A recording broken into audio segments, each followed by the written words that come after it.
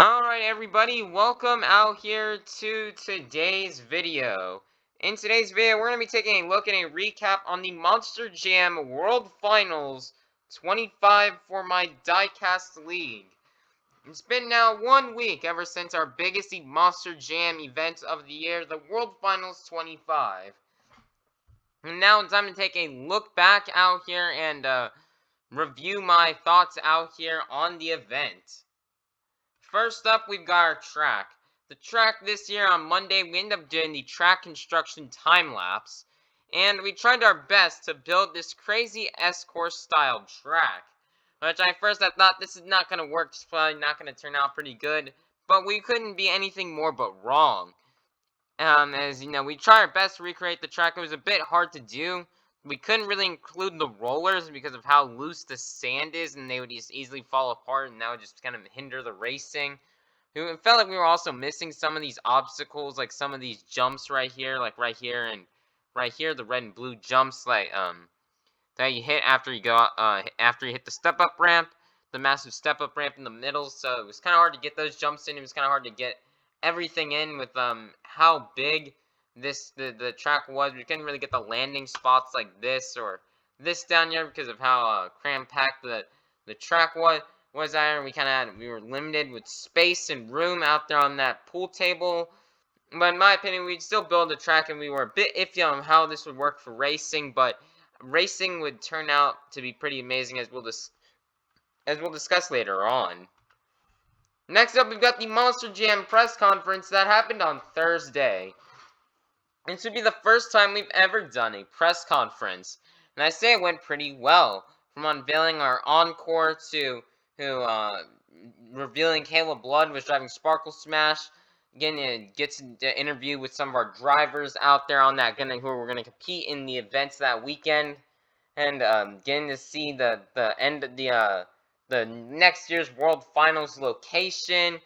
And we also got to see all the announcements for the rest of the shows that will be happening during the summer break, and all the lineups for that being either updated or released. So, that was really cool to see, and it was overall a pretty good press conference. And it says we were really happy with it, and we can't wait for next year's to try to make it bigger and better than this year's. Next up, we had practice that took place Friday morning, and immediately, we got to see all the trucks run practice.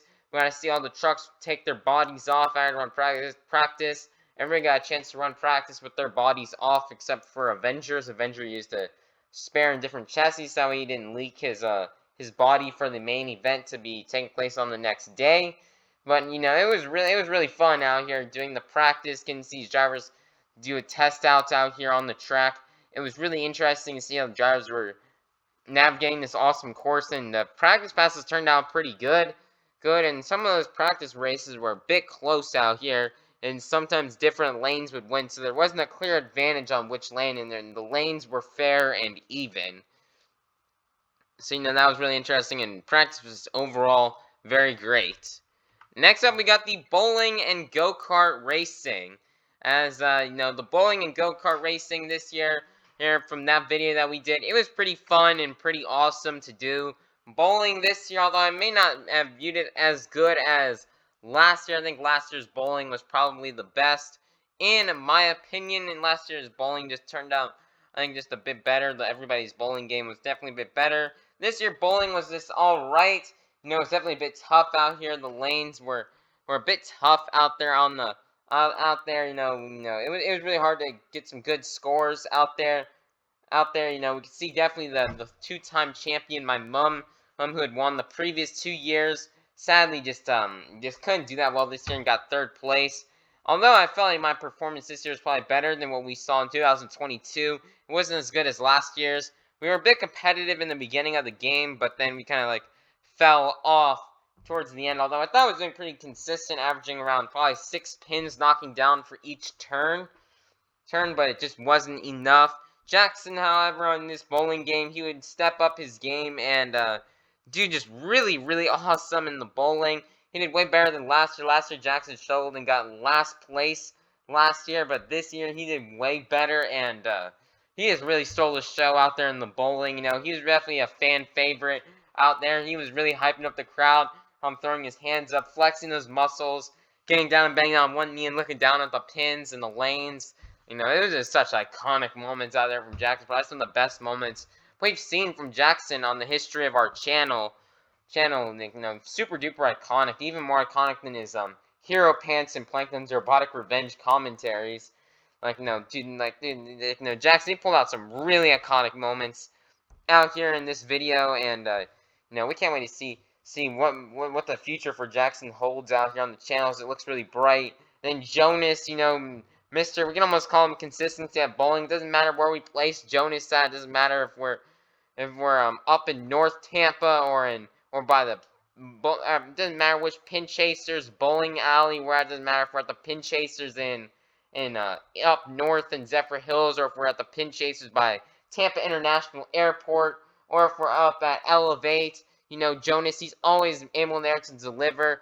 Or, you know, he's always cooking out there. And, you know, he's able to really do awesome in the bowling. He's able to now win 3 years in a row for Jonas, which was just really awesome. Great job for him. And hopefully, you know, Jonas can make it back out there. Hopefully, next time when we do this, hopefully Jonas can be able to show up out there and he can try to get the win out here and try to see if he can go 4 years in a row. So, you know, it's a great job. Congratulations to Jonas. You know, definitely looks like his left-hand bowling strategy worked, as Jonas is a lefty. He, you know, does stuff. He's dominant with his left hand. His left hand is a dominant hand, and it looks like every single time he's using his left hand. Meanwhile, myself, my mom, and Jax were all using the right hand. Jonas was using his left, and you can see it could have possibly played to his advantage out here to get this win. And then we did go-kart racing. And now, I did do go-kart racing with Jackson and Jonas last year. Although it wasn't for World Finals, it wasn't during the same day we did the bowling for World Finals, but we still did it, and you know, we didn't really have our best performance. We were going kind of slow. We were being a bit conservative out there on the track. But this year, man, we ended up having 8 people racing, and you know, being the 3 main of us, me, Jackson, and Jonas. My mom was the cameraman. And meanwhile, 5 random people showed up out here, and you know, the go-kart racing is really interesting. Definitely shows up the random people that showed up. Definitely really did well. As the top 3 people were all just random people who we just didn't know. You may have seen them there, but you may not have. You'd have to pay a bit close attention in the video. You know, Jonas, I'm gonna say Jackson would get 5th. Jonas would be in 5th. A random stranger would be in 6th. I'd get 7th. And then a random stranger would get 8th place. So, you know, although in my opinion, I don't know how on earth I scored super low. I mean, kind of the way how they had it there is like, they had us in like a line all backed up. Kind of like how you would see for intros in a tunnel for Monster Jam. And we're all behind each other. And me and the boys exited out of the thing last. So, but I'm guessing how they determined who wins or not the race is based on your fastest lap time. So it's kind of like like a Monster Jam qualifying or timed racing competition, in where you would have to you know, try to get the fastest time around the course gets the win. It's kind of serves as that, kind of like how you would see in timed racing in Monster Jam.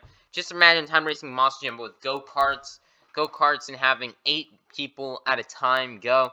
Oh, and that's basically what it was. It was determined by a fastest lap time. Although it felt like when I was in there, something going faster, you know. No, although we maybe didn't put our foot to the floor as much as what we should have.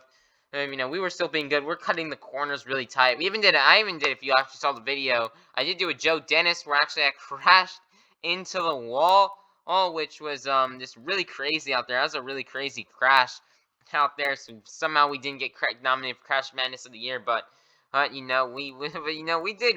But, you know, that was really crazy out there. We hit the wall. I felt like I was Joe Dennis for a second in Joe Dennis Pittsburgh Show 1 2024. Like, you know, that was really crazy. You know, everybody was going fast. There's definitely really competitive out there. It's more competitive than last year. And, you know, I don't know if we'll do go-kart racing again for next year's bowling thing for World Finals. But if we do, we will come out there, and me and the boys are going to try to finish at the top. No matter who we're on earth we're going to face. No matter if we're going against random strangers, or if it's just the 3 of us, we're going to be going for it out here. We cannot wait. It's going to be awesome. And we cannot wait. Hopefully the boys can make it out there next year. and it's gonna be awesome. Although we were gonna try to raise money, I guess, for St. Jude. I was gonna try to see, kind of like how if you guys have noticed on Instagram and more followed me on Instagram, you will notice that I do have a post where I attached a charity to my post. I posted a reel of Jonas's strike, and you can attach a charity to, and I attached a charity to the reel where you can raise money. And I tried doing that on YouTube, but I never really figured it out. I may try to go in the YouTube studio and see if you can do that. I may do some research so I can see if I can attach like a charity to the video. So that way maybe some of the monetization we get from the video goes back to helping like St. Jude or something like that. We're gonna try to see, but it is like unconfirmed right now. We can't really make any promises yet, but you know, yeah, and that's gonna be it for bowling. It was a really fun time hanging out with the boys. We cannot wait for next year's vlog, as you will have to be sure to stay tuned. Next up, after we got home in the evening time, it was time for the racing and the JCB Racing qualifying. And qualifying was really great this year, as everybody was going fast. It seemed like the most outer lane to the track, that being, I believe, the left lane, was probably definitely the one that was showing out to be the faster one within the first couple of passes. But towards the end, because everybody had to do the left lane in their first pass, and then in the second pass, they had to do the right lane. And it seemed like the left lane was definitely the faster lane in qualifying. And that was until the end, where Weston Anderson would be the fastest qualifier, and in his pass that came from the opposite lane, being the right lane.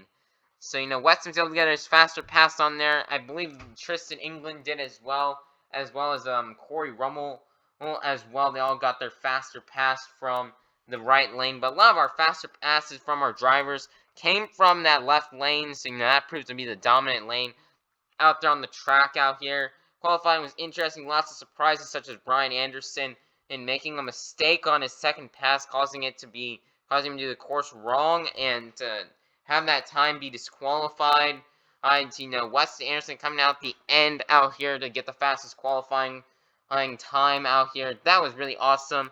Our four fastest qualifiers from the qualifying were Weston Anderson and Gravedigger, Colt Stevens and Thunder Warris, Corey Rummel Megalodon, and Tristan England in the JCB Digatron were the four fastest qualifiers out there on the track. Maybe the top four fastest and would be the only ones to receive the round one bye, heading into tomorrow night's racing competition. Qualifying really good, and we had a great time with it. And we can't wait for next year. It's also be our first time where we've done qualifying. We actually had the trucks run their bodies on, except for a couple of the independent trucks decided to keep their bodies off, just so that we didn't spoil anything. And trucks like Shaker and Kraken and Black Pearl, Wildside, they all kept their bodies off. But the rest of the team all the rest of the trucks put their bodies back on, and it turned out amazing. Next up, we have the pit party the next day. Now, the pit party live stream went alright, as we had some struggles in the beginning, trying to get the camera right, as our camera was vertical, and we were struggling to figure out the camera position to where it can face horizontal. But luckily, we were able to figure it out, and was able to get it done. And then, we'd have a pit party, we'd have it go all day. It was really fun. Pit party was really big. We had a lot of displays out here. We had lots of trucks out there on display. We had lots of new paint schemes out there. Or you could see, like, there's just so many countless paint schemes. We got to see so many cool new unveils. We got to see new Gravedigger bodies, new Black Pearl body, new Purple Kraken, Silver Jester, the new Neon Red Thunder Warris. We got to see Fortnite out there make its debut. We got to see the brand new Sparkle Smash Monster Jam truck. Like, it was awesome. So I'm out there, and we just got to see so much cool stuff. It was a really, really fun time out there at the pit party. We had great music. The music out there was on point. And was just legit fire out there. Man, overall, it was such a fun time at the pit party. And we cannot wait for next year. Although we kind of did have some sad things happen towards the end. I think I got some sort of a call or something like that on the phone I was using.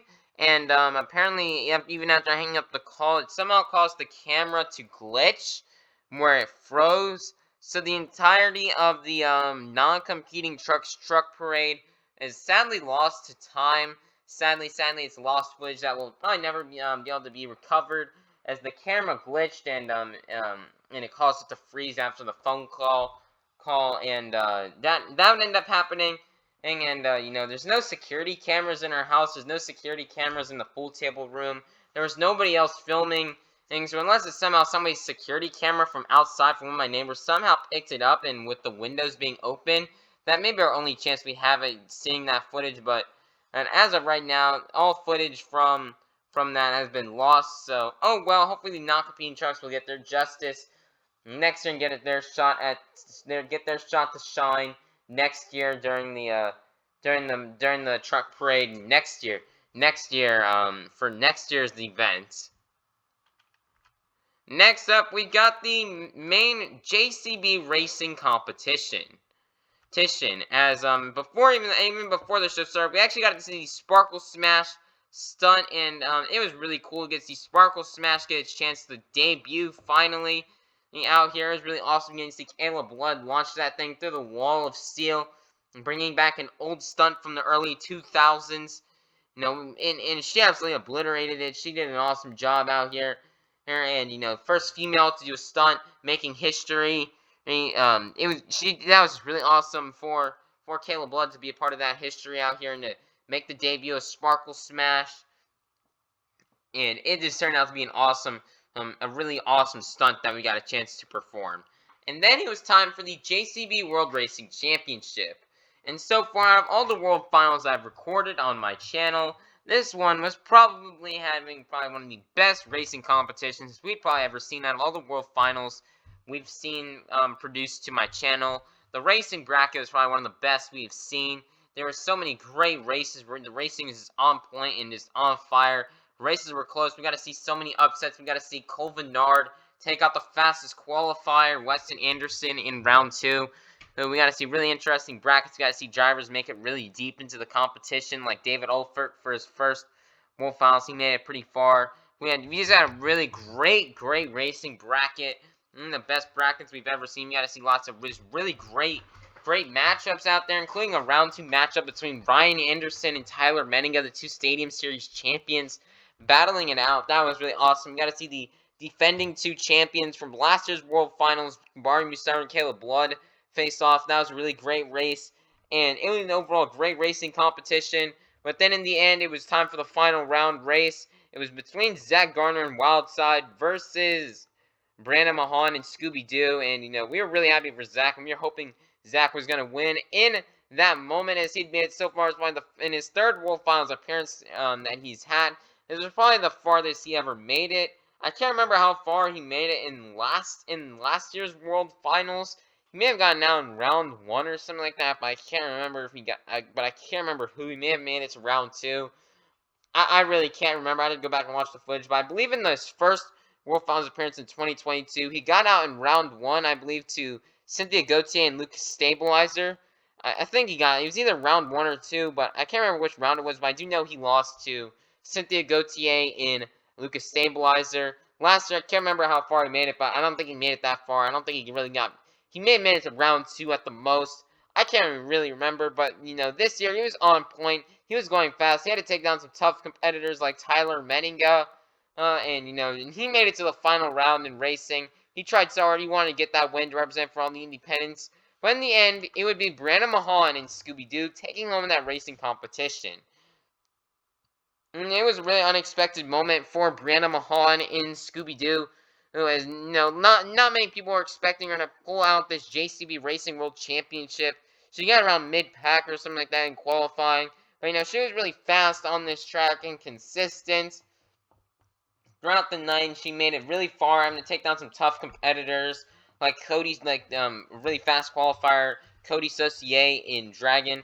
And, you know, Cody, although, something to note is Cody Saucier would actually make history this year in qualifying, as, he sadly did not get fastest qualifier this year, unlike what he did the previous 2 years. He tried so hard, but he sadly just could not pull out that fastest qualifying time out there, and he just couldn't really get it, and he couldn't do as well in racing as he wanted to, as he lost round 2 to Brandon Mahan. And Brandon Mahan was able to fight through some tough competitors, and she was able to get the JCB World Racing Championship. he's super happy. He's super proud, representing for all the moms out there and for all the ladies out there. They're proving the female dominance, trying to, make the females more dominant out here in a male-dominated sport out here. Last year, Caleb Blood was able to win that World Racing Championship last year, and now this year, she passes that torch on of being a World Racing Champion to Brianna Mahan and Scooby-Doo. We were really happy for her. She ended up leaving in July of 2022 to go and start a family of her own and have her first child. And she would make a comeback early this year in January of this year, and for an arena tour out here where she drove all year long in that same tiny, small, tight arena shows all season long. And this was her first stadium event in over 2 years, and it was like a year and 11 months. That was the last time she drove in a stadium event. Heading into that weekend, her last stadium event was the Tribute to the Lost show in Jacksonville, Florida, in 2022. In mid-July 2022. So that was her last time she did a show. And so to come back out here and get a win, she is really proud of this moment out here. And she cannot wait to see what her future and her career holds, and hopefully she can now go for that freestyle title, hopefully next year. But yet again, we just love to congratulate Brianna Mahan and Scooby-Doo on winning this World Racing Championship, and having to fight through lots of tough competitors. She was able to prevail against 27 of some of the best competitors out here in Monster Jam. Next up, we've got the freestyle competition and the Fortnite encore. The Fortnite encore happened immediately after racing, and it was really cool to see Charlie Pawkin go out there and tear it up in Fortnite. From jumping and crushing the battle bus we had on the track, to just burning it down, laying down some nice big air moves, even nailing a backflip. It was just a really awesome encore stunt we got to see from Charlie Pawkin in Fortnite night, as it was really crazy and really awesome. And then after a long halftime break, it was time to get into the freestyle competition out here for World Finals. And freestyle this year was pretty good, although not as maybe having as many iconic and memorable runs from last year. And there were still lots of pretty great runs from Lindsey Reed and Lucas Stabilizer, Caleb Blood and Soldier Fortune, Nick Pagliarulo and Kraken, Todd LeDuc and Megalodon, Ryan Anderson and Son of a Digger. They all came out there, and they all had really great runs. But the run that would stick out the most and would come out the champion would be Matt Cody and Gravedigger. And we were super happy to see Matt Cody get this win out here in freestyle. As this year, for Matt Cody, it's been an interesting year for him. He got this call in mid-February that, he needed to come in and fill in for Brandon Vincent for the rest of the tour, as Brandon Vincent left due to his busyness with his construction company that he was running. So, he was busy with that, so we call up Matt Cody, and Matt Cody would come in and fill in out here on the tour, and would help Brandon Vincent get that automatic bid to the World Finals out here. Matt Cody get his chance to compete in his second World Finals and make his return for the first time since 2018, back when he drove Blue Thunder when he won the Double Down Showdown. He got into that main field. He drove to drive Gravedigger out here. He got to accomplish lots of childhood dreams, from driving his favorite truck ever to winning a series championship out here in his childhood favorite truck being Gravedigger. And now getting a chance to come out to the World Finals and drive Gravedigger, it's just an honor in and of itself. But to come out here and get a championship, and that just makes it even better out here for Matt Cody. Cody, he had a really great truck heading into the event. A lot of people think he was going to win freestyle out here. And a lot of people even thought he had a shot out here at even winning racing, as that chrome Gravedigger body that he got a chance to unveil and debut at the pit party, that body was light. Unlike most of our other Monster Jam trucks that are running fiberglass metal bodies out here, Gravedigger's body was made out of plastic, which made the truck really light. And that light truck would really prove handy in freestyles. We had a pretty great track out there for freestyle. 2 bus stacks, an arena pod out there with an 8-pack, a massive step-up ramp, a pond, and 3 backflip ramps. That was a really it was a really great freestyle track out there. And Matt Cody, he had to follow up on some tough runs out there. He didn't know if he was going to be able to take the lead out here, as Jim Kohler had taken the early lead in Avenger. And Jim, Jim had a decent run, but he had he just had a really, he didn't really have his best run. His momentum was decent. Kind of had some struggles out there on the track, with how with his truck is, with how small his truck is, with running that Hot Wheels Monster Jam chassis. And, to him actually rolling over and still leaving 30 seconds on the clock after a failed donut. Matt Cody was unsure if he was going to be able to try to pull his title out, especially after having watched Todd LeDuc and Nick Pagliarulo get severely underscored in freestyle. Nick had, big air, a triple slap wheelie, some jumps into moonwalks, some saves. He had an epic backflip to moonwalk, and he still didn't even get the lead with that. He even had that triple slap wheelie in there. That wasn't even enough to get the lead. Then Todd LeDuc went out there and had great momentum in one of the biggest backflips ever that we've ever seen, and still didn't take the lead. So, Matt Cody was unsure if he could do it. But, he went out there. He was going full speed out there on the track. He had the best momentum of the night. He had all those rollovers. He had all those somersaults in the run. Those somersaults definitely helped him out here in his run. If it weren't for those somersaults he was doing, he probably wouldn't have won, because, my mom is a bit of a tough judge. She loves all the saves, and Jim had some decent saves in there, although they weren't really that good, but Jim had lots of saves in his run, so, with that kind of how much he was somersaulting that truck, having all those saves, that was enough, and with his great momentum, I believe he nailed 2 backflips, and that was enough out here. He would get the lead, and he went out around the middle of the pack, so he was able to hold that lead all the way for the rest of the night. That was crazy, and that was really awesome. It was a really emotional moment, a happy moment out here for Matt Cody to get that freestyle win out here. And that was a really awesome moment. We can't wait to see what he's got out here in the future out here. Here as he goes on this summer to do some more shows. He's got some international shows coming up, as well as one show in the States where he's going to drive Gravedigger for the end of summer show in Orlando. So we cannot wait. It's gonna be awesome for Matt Cody out here. As we can't wait to see what's next out here for him in his career, and I think it's only gonna get bigger from here. Next up, we have the awards. Next up, we have our awards show that happened on Sunday. The awards show this year was really good. Probably one of our best awards shows we've ever had. And as the quality of the award show is really good. We had really good camera quality out here. And instead of filming this more towards the evening and night times like what we did last year, this was filmed early in the morning.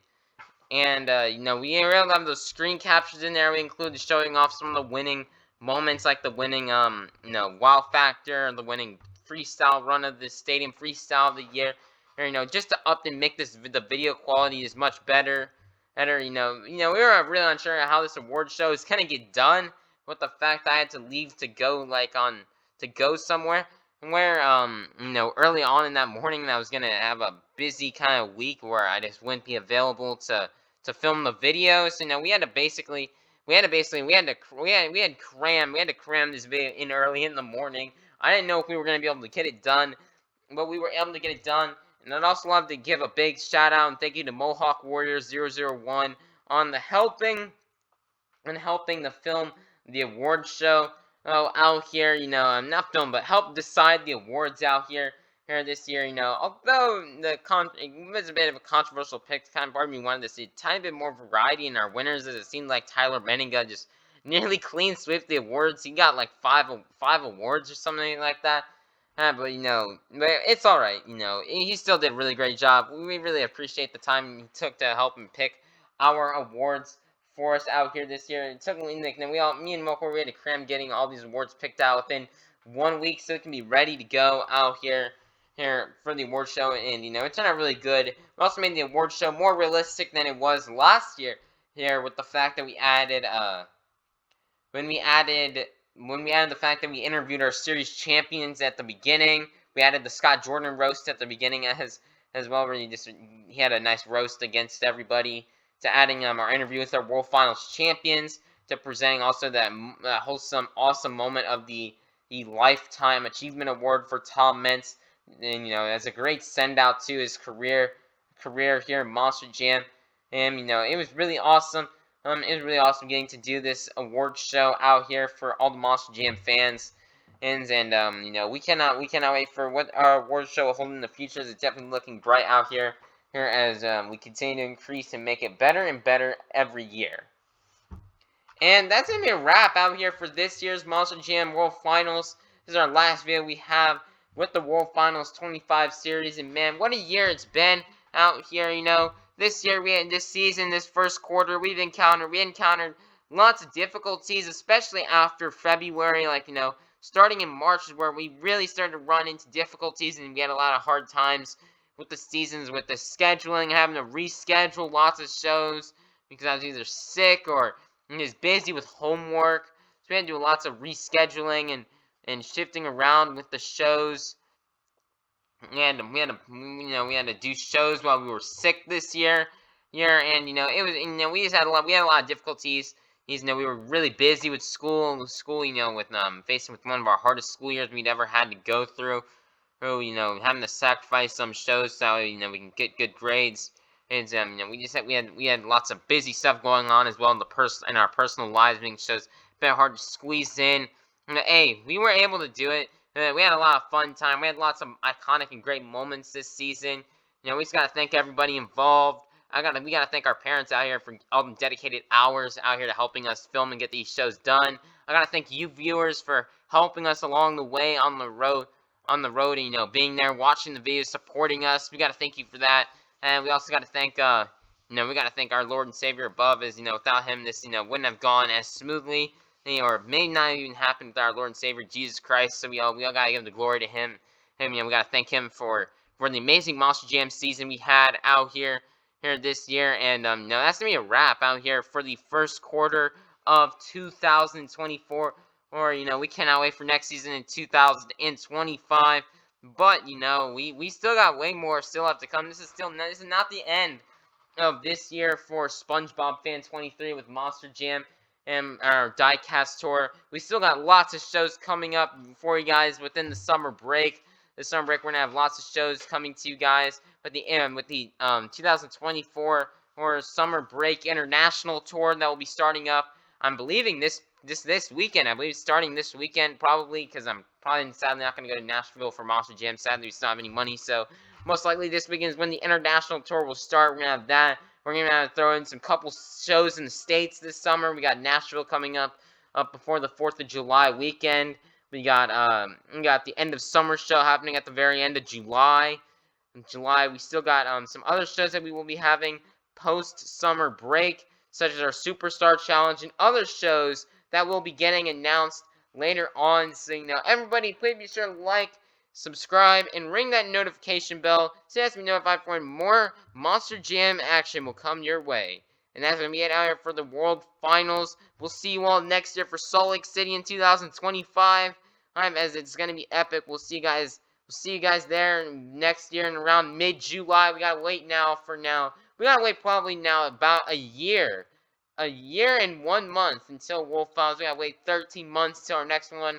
We can go ahead and start counting down the days as we cannot wait. But until then, what an awesome season. We can't wait to see more action that comes your way.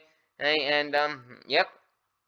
And that'll be it. Everybody be sure to like, subscribe, and ring that notification bell so you guys be notified when more Monster Jam action comes your way. Have a God bless day, and we'll see you all soon for some more Monster Jam action. Peace out. Be sure to keep landing back on all fours and loving pizza. And this is Monster Jam, as Avengers Racing would say.